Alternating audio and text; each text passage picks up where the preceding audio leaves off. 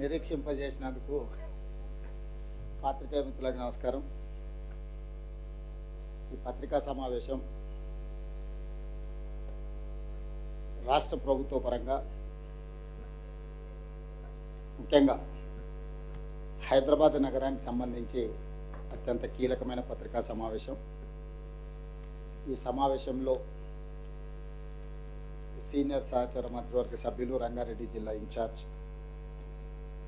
పెద్దలు శ్రీధర్ బాబు గారు, టీఆర్ఎండ్బి శాఖ మంత్రివర్యులు మిత్రులు కోమటిరెడ్డి వెంకటరెడ్డి గారు, మంత్రివర్గ సభ్యులు ధనసరి సీతక్క గారు, వాకిటి శ్రీహరి మంత్రి గారు, రాజ్యసభ సభ్యులు, శాసనమండలి సభ్యులు, శాసనసభ్యులు, ముఖ్యంగా హైదరాబాద్ నగరానికి ప్రాతినిధ్యం వహిస్తున్న సహచర మంత్రివర్గ సభ్యులు మొహమ్మద్ అజారుద్దీన్ గారు, మేమందరం ఈరోజు కొన్ని విషయాలను ముఖ్యంగా జంట నగరాల ప్రజలకు greater Hyderabad cure outer ring road లోపల 1,34,00,000 ప్రజలు ఎవరైతే నివసిస్తున్నారో ఆ ప్రజలకు విజ్ఞప్తి చేయదలుచుకున్నాం.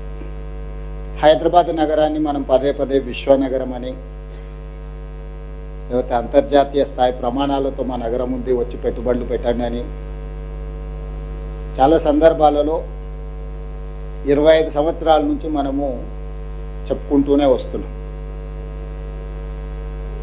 అంతర్జాతీయ నగరం అని చెప్పుకునే క్రమంలో అంతర్జాతీయ ప్రమాణాలతోని రవాణా సౌకర్యాలు ఉండాలి అని 2004 ఆనాటి ప్రధానమంత్రి డాక్టర్ మన్మోహన్ సింగ్ గారు, యూపీఏ చైర్పర్సన్ శ్రీమతి సోనియా గాంధీ గారు, ఆనాటి పట్టణాభివృద్ధి శాఖ మంత్రివర్యులు జైపాల్ రెడ్డి గారు, ఉమ్మడి రాష్ట్ర ముఖ్యమంత్రి డాక్టర్ వైఎస్ రాజశేఖర రెడ్డి గారు, వీళ్ళందరూ రాష్ట్ర కేంద్ర ప్రభుత్వాలు కూర్చొని ఈ దేశంలోనే అత్యంత కీలకమైన, ప్రపంచంలోనే గుర్తింపు కలిగిన హైదరాబాద్ నగరంలో మెట్రో రైలు ప్రారంభోత్సవం గురించి, మెట్రో రైలు నిర్మాణం గురించి చర్చ జరిగింది.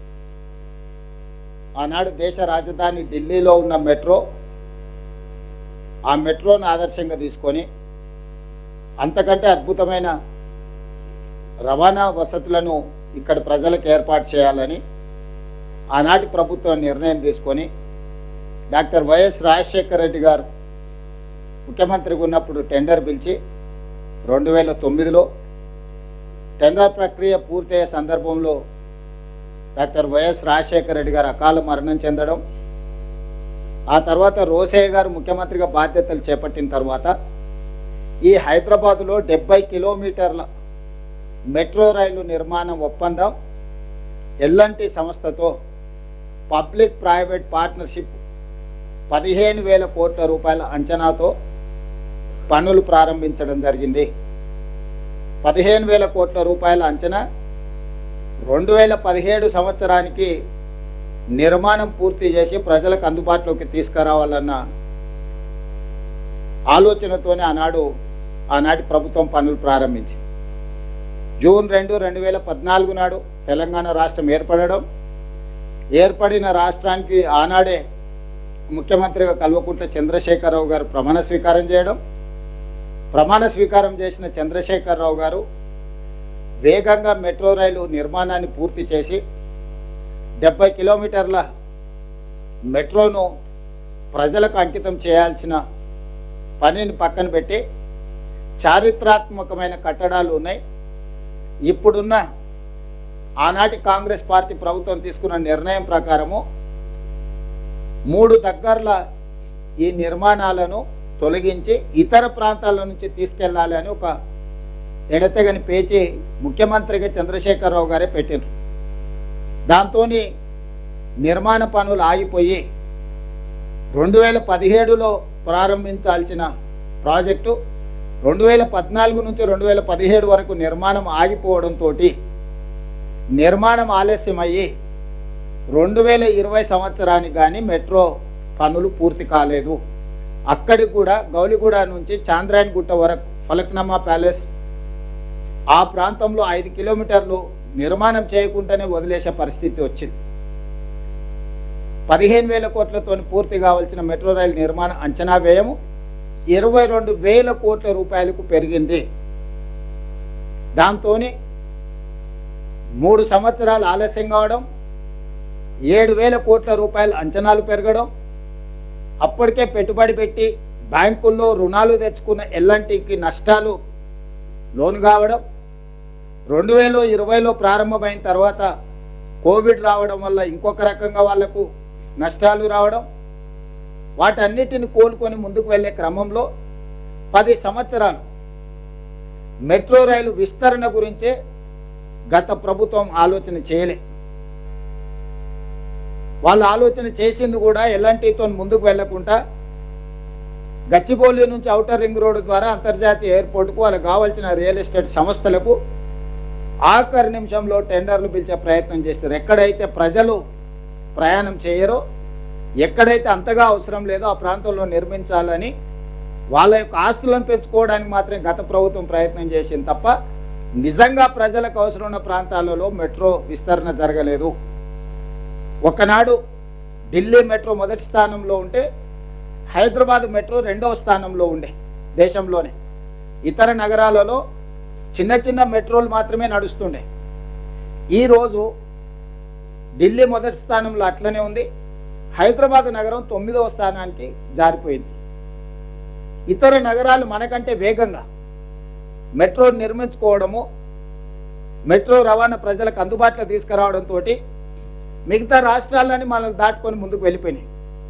అందుకే ప్రజాపాలన ప్రభుత్వం చేపట్టిన వెంబడే మెట్రోను విస్తరించాలి, ప్రజలకి రవాణా సౌకర్యాలను మెరుగుపరచాలి, హైదరాబాదు నగరంలో అవుతున్న ట్రాఫిక్ జామ్లకు, ప్రజలకు ఇబ్బంది, పర్యావరణాన్ని, కాలుష్యాన్ని నియంత్రించడానికి ఈ మెట్రోను విస్తరించాలనే నిర్ణయానికి వచ్చి కేంద్ర ప్రభుత్వాన్ని 2వ ఫేజ్ని మాకు మీరు అనుమతి ఇవ్వండి, నిధులు ఇవ్వండి అని చెప్పి ప్రధానమంత్రి గారిని, అర్బన్ డెవలప్మెంట్ మినిస్టర్ను, రైల్వే మినిస్టర్ని, ఫినాన్స్ మినిస్టర్ని చాలా సందర్భాలలో నేను కలిసి విజ్ఞప్తి చేయడం జరిగింది.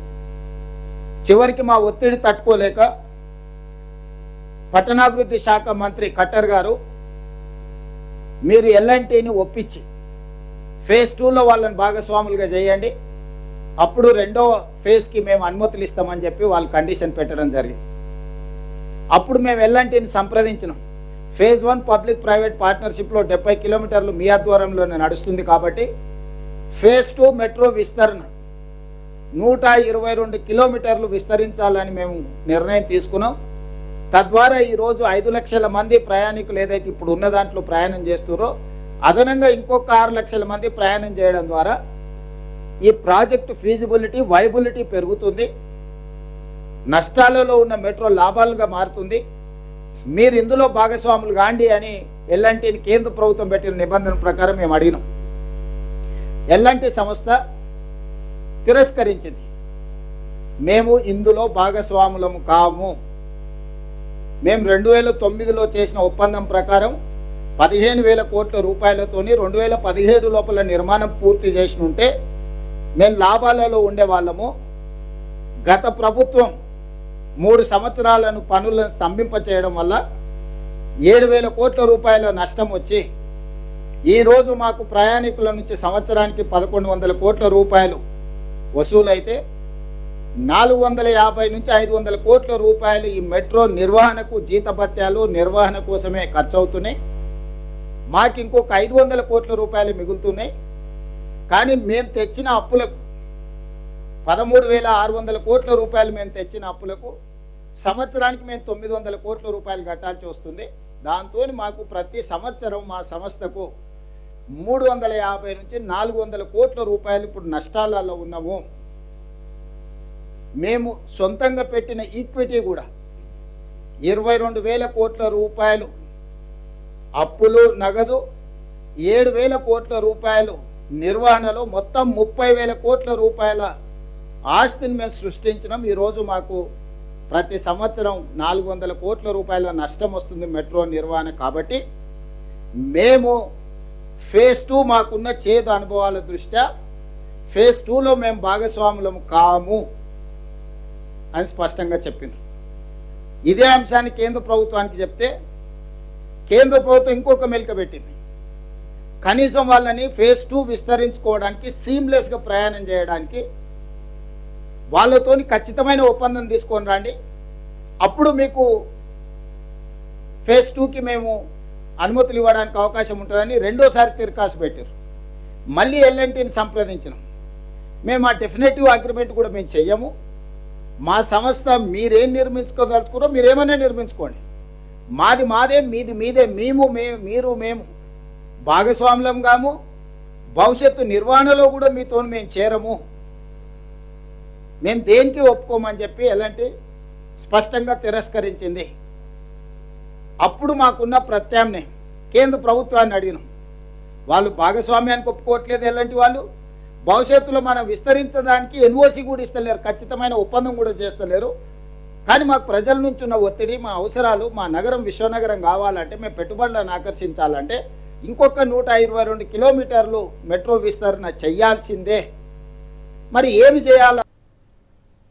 మా అధికారులు, కేంద్ర ప్రభుత్వంలో ఉన్న అధికారులు, కలెక్టర్ గారు, నేను, మిగతా ఎలాంటి వాళ్ళతో చర్చలు చేసినప్పుడు మీకున్న ఏకైక ప్రత్యామ్నాయం మీరు ఎలాంటి సంస్థ నుంచి ఇప్పుడున్న ఎలాంటి మెట్రోని మీరు కొనుగోలు చేయండి రాష్ట్ర ప్రభుత్వం, అప్పుడు మీరు యజమాని అవుతారు. కాబట్టి ఇప్పుడు మీరు ఫేజ్ 2 రాష్ట్ర ప్రభుత్వం కేంద్ర ప్రభుత్వం కలిసి నిర్మాణం చేయాలనుకుంటున్నారు. కాబట్టి ఫేజ్ 1కు మీరే యజమానులు అయితే ఫేజ్ 2కి కేంద్ర ప్రభుత్వం పెట్టిన అన్ని నిబంధనలకు యజమానులుగా మీరు సంతకం పెట్టవచ్చు. అప్పుడు ఫేజ్ 2 కూడా సులభంగా మీకు అనుమతులు వస్తాయి, నిధులు వస్తాయి. దాంతో దాదాపుగా 200 కిలోమీటర్ల మెట్రో హైదరాబాద్ నగరం ప్రజలకు అందుబాటులోకి వస్తుంది.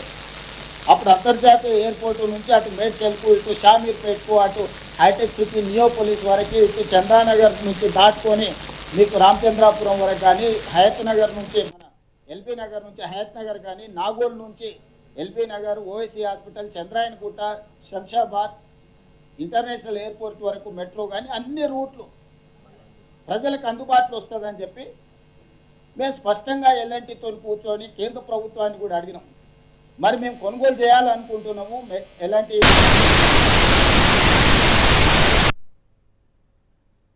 అందులో భాగస్వామ్యం చేయండి అని అంటే కేంద్ర ప్రభుత్వానికి మేము లేఖ రాసినాం.